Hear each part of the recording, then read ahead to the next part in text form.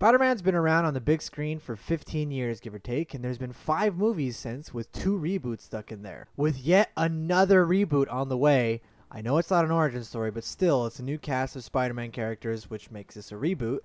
I thought it would be a good idea to rank my top 5 favorite Spider-Man movies from worst to best in preparation for Spider-Man Homecoming, which is coming out in July. Keep in mind that this is not an official list by any means whatsoever, this is just my opinion and what I think are the best Spider-Man movies. Now, without further ado, let's get on with the list. Coming in at dead last, I put The Amazing Spider-Man 2. I'm pretty sure that most people would put this at the bottom of the list because this movie was just a mess. Way too many plot lines going on at the same time. Not one, but 3 really weak villains in the Rhino. Yes, he was in this movie. Harry Osborn and Electro, who has by far the stupidest motivation of any comic book villain I think I've ever seen. Which, if you don't know what it is, I'll tell you. Electro hates Spider-Man and he wants to destroy the city, all because Spider-Man forgot his birthday. I am not kidding. That's actually what his motivation is. On top of that, this movie just felt like a giant setup for things to come. We got the Sinister Six being teased at, we got Norman Osborn being teased at, and we got the whole rest of the Spider-Man movie universe being teased at. All in a 2-hour movie. You see how this kind of clutter can really ruin a movie? It suffered heavily from Sony interference in an effort to compete with the MCU, and it failed horrifically. Which is a shame because I liked Andrew Garfield and Emma Stone in those movies, and it's a shame that we'll never get to see them in these roles again. Overall, The Amazing Spider-Man 2 is pretty horrible and by far the weakest of the entire series, and that's why it came at last. Okay, at number 4, and let me just throw this out there, it absolutely killed me to put Spider-Man 3 this low. Wait. Don't click off the video. Wait, don't click off the video. Solely because this movie is so bad that it's hilarious when you really think about it. The dance scene, the emo Peter, the pathetic Venom that they threw in last second. It's all really damn hilarious if not taken seriously. This movie is a great hangout movie to just put on and laugh at it with your friends. But if we're looking at it from a critical point of view, it suffers from the same thing that The Amazing Spider-Man 2 did, which is just too many things going on at the same time. Peter battling his inner demons, Sandman terrorizing the town, as well as Harry becoming the Hobgoblin and threatening Peter and Mary Jane, the symbiote with Venom coming into play last second, which really makes this movie feel messy and bloated. And the acting is really, really cheesy. I like being bad. It makes me happy.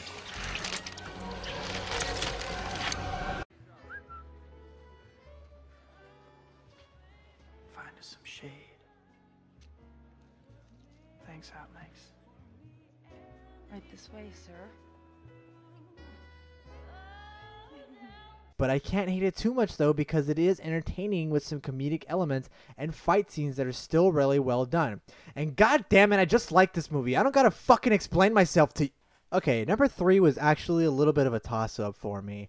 I was debating with myself as to whether I should put this movie or the first Spider-Man movie at number 3. But I finally made up my mind and put up The Amazing Spider-Man at number 3. Solely because while it does its job of establishing the new Spider-Man universe, their villain is so weak, which made me knock this movie down a spot. The Lizard is just so uninteresting and not even entertaining. His plan is so boneheaded and I can't believe that he just left it open for Peter to see like that. His plan made no sense. Uncle Ben and Aunt May are solely underused and he didn't even use the goddamn great power, great responsibility line. But that's beside the point.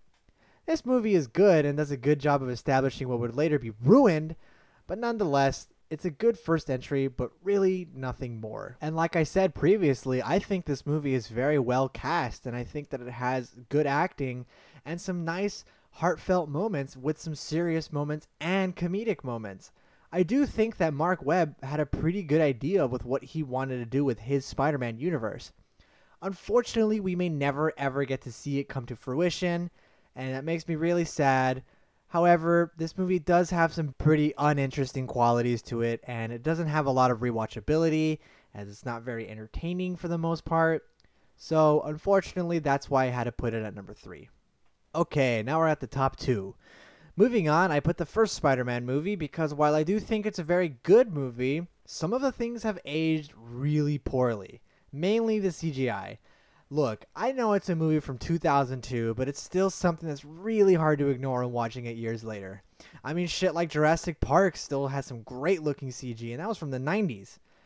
Look, this movie is cheesy fun. Uncle Ben and Aunt May are great, and the Green Goblin, played by Willem Dafoe, absolutely steals the show with his over-the-top, wacky, and just downright silly performance. He really wakes this movie, and it's worth a watch just for him.